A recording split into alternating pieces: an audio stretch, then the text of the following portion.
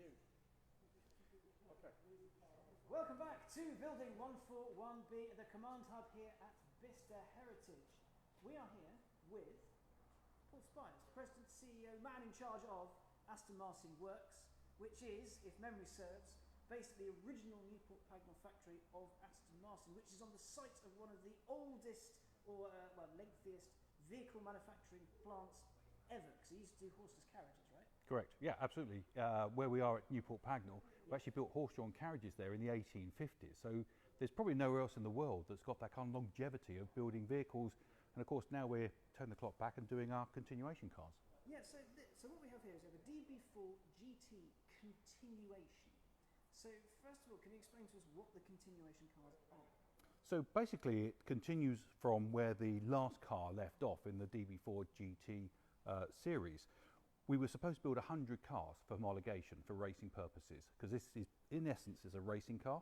We actually only built 75 original DB4 GTs, and the other 25 was kind of made up of Zagatos and project cars and things that may or may not have existed at the time. So we kind of wanted to set the record straight, and it was a really good opportunity for us to redeploy the fantastic skills we have at Aston Martin Works for our restoration programs and actually focus them on building a completely new car. But obviously we couldn't do a new car like a DB11 or a DBS. So we wanted to kind of go back to the back catalogue, to one of the first cars that was actually manufactured at Aston Martin at Newport Pagnell, which is DB4 GT. And this was a fantastic car. It was one of the forgotten heroes, if you like, in the Aston Martin world, because this car raced side by side against short wheelbase 250 Ferrari. And some of the legends of racing drove this car. Sir Sterling Moss, in fact, drove this car on its very first outing at Silverstone and won with it. And then Innes Island, Roy Salvadori, some of the really great names raced DB4 GT.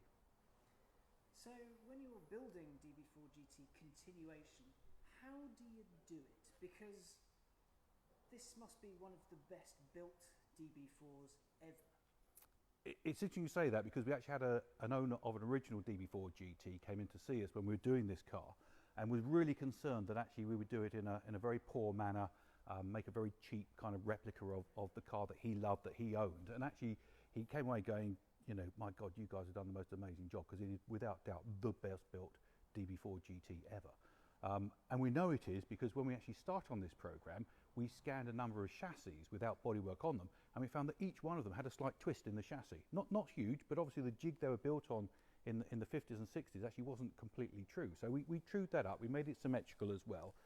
We used a massive amount of digital scanning techniques to get all the learning out of the body and the chassis. And then we were very fortunate, we had over 500 of the original drawings as well that we could refer back to. So we kind of scan something, and we'd look at the drawing and kind of go, well, which bit's right? Because obviously these cars are built over quite a long period, about 5 years. And things developed, and not always were the drawings actually updated, but clearly the cars were. So we took the early cars and late cars, we saw quite a lot of modifications. It's a race car, it was bound to be modified over the course of the time. And we took all that information, made the car symmetrical, and then basically used the same techniques as we had originally for these cars to make all the bodies and the chassis. It is a true continuation car. I mean, even down to the fact that the aluminium we use on this car is 1.2 millimeters thick, which is exactly the same thickness as the lightweight cars were in the day. So when you were developing this thing, you scanned various cars out the chassis. Did you do the same with an engine? Yes, exactly. So it's a good point. You can't just cut a brand new or an old DB4 GT engine in half, because it's too expensive. And that does sound like quite an expensive endeavour, yes. Very expensive endeavour. Some of our other competitors did exactly that with their continuation cars, but we couldn't do that. So we worked with Siemens, and we actually had a new program for the CT scanner, and we put an entire engine through what is in essence a body scanner, and then we took what we call X and Y axis, and we went through every single millimetre of the engine and looked at any anomalies that we found within the engine that we didn't want in the new engine. So we actually looked at things like the cooling pack or cooling core in the middle of the head used to shift to one side when they pulled the aluminium in. We didn't want that. We wanted to make sure we had really good cooling throughout the entire engine. And of course the company that we use to do all of this and to do the castings is the same company that do all the castings for the Mercedes-Benz Formula 1 team, and also for our V12 twin turbo engine in DBS. So they work to the very, very highest level. And we also employed a level of metallurgy within the engine that ensured that when we cool the block or the head down, all the aluminium crystals actually bond together. If you used to do it in the old days, you used to kind of pour it and leave it for a couple of days and hope that it went cold enough. But actually what we do is actually chill it to make sure all the aluminium crystals actually bond together. You end up with a car or an engine that is actually torsioning much stiffer than the original one. So although it's the same specification, you get more power from it and you don't get the harshness and the vibrations that some of the early cars suffered from. So all the holes are in the right places, all the bits that need to be in a straight line are in a straight line. It's cooled, it's strengthened, it's hardened, and so it is the best example of a DB4 GT money can buy. Dare I ask how much these were and how many that were made? So they were £1.5 million plus taxes plus options. And actually, when you look at where we are now with some of our continuation cars, that looks exceptionally good value for money.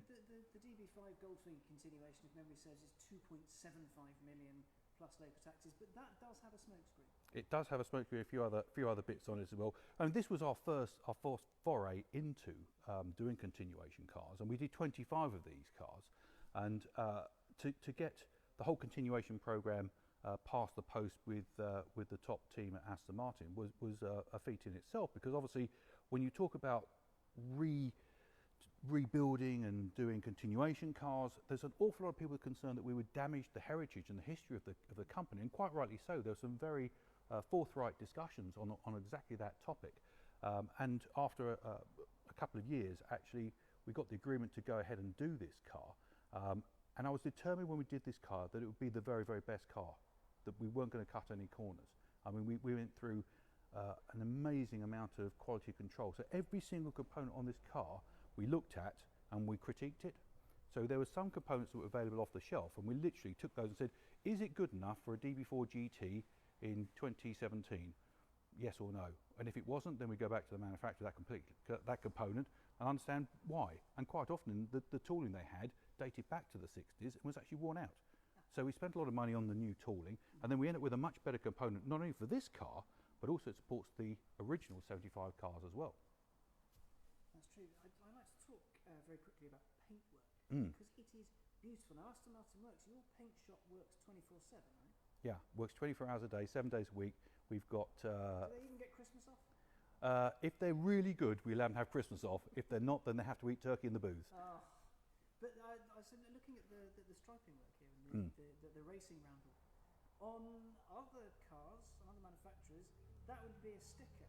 But this isn't. No, we want it to be completely authentic. So we actually paint these things by hand. The guys actually, put the masking tape around here, and they paint it. It's triple layered as well. So if you touch it, you feel there's no step in the paint, because we lacquer over the whole thing at the end.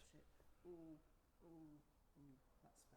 So you're absolutely right. Most people would just use a sticker and lacquer over the top of it. That's just not what this car's about. This car has to be 100% authentic, and even down to the cut-off switch and the fire extinguisher. We could have just put a very cheap plastic sticker on it. That's actually painted. But that's hand painted. We actually got a sign writer to come and actually hand paint them on every single car, and that's the meticulous detail that we went to on this particular DB4 GT continuation car. Even Barani made brand new wheels for us to the original design, hence the Barani spinners. We used the Dunlop racing tyres. I mean, every single component on the car is absolutely as it should be. So this is built as an original vehicle. Yep.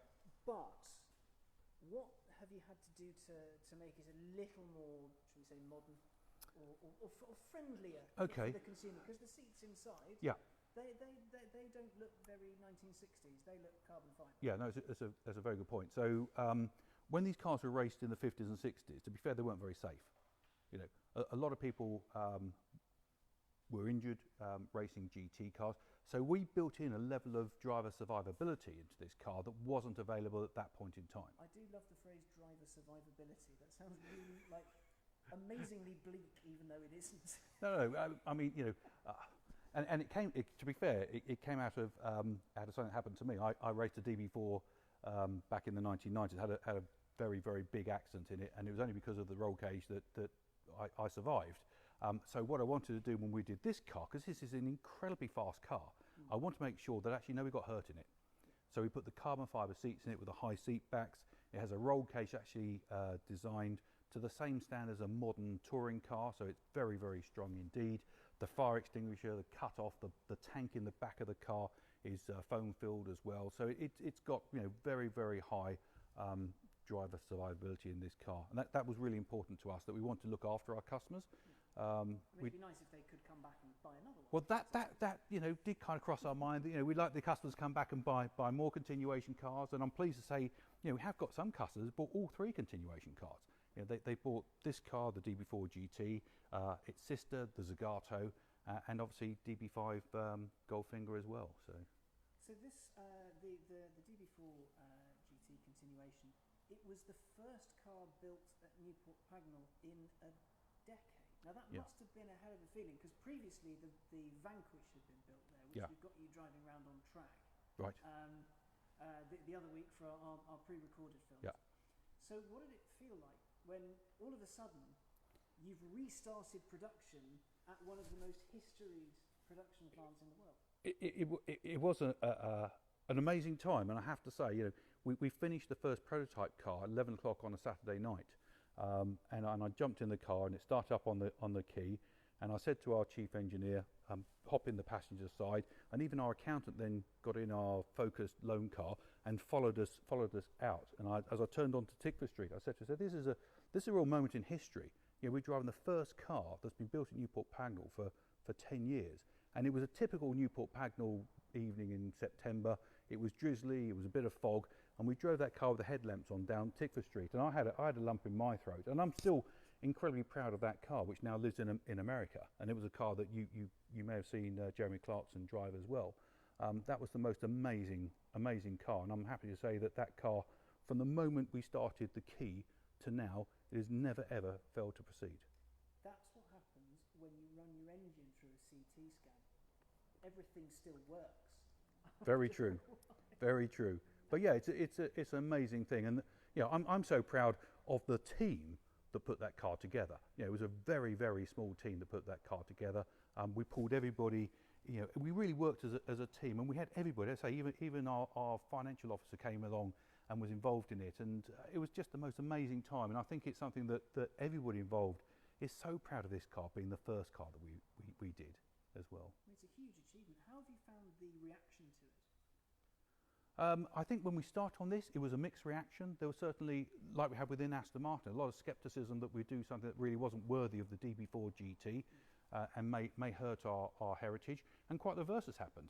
In fact, the original DB4 GTs now are worth more than they were before we started doing the continuation cars. So we actually focus people back on the cars. And I think it's really important for Aston Martin as a brand that we do look after our heritage. And I think this kind of car just kind of shows the skills and the dedication that we have within Aston Martin Works, just to take us forward for the next 50 years. Mega. Well, Paul, thank you so much for your time. Thank you for bringing such a fantastic car down. Before we get to hear this frankly incredible sounding car fire up, just one more quick reminder.